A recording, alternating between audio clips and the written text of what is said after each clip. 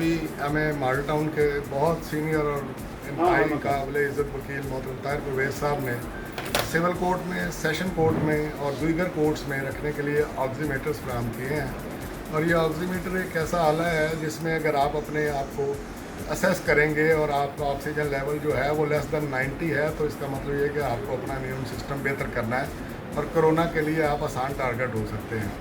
More than 90 अगर आपका oxygen level आता है तो क्वाइट सेटिस्फैक्ट्री है।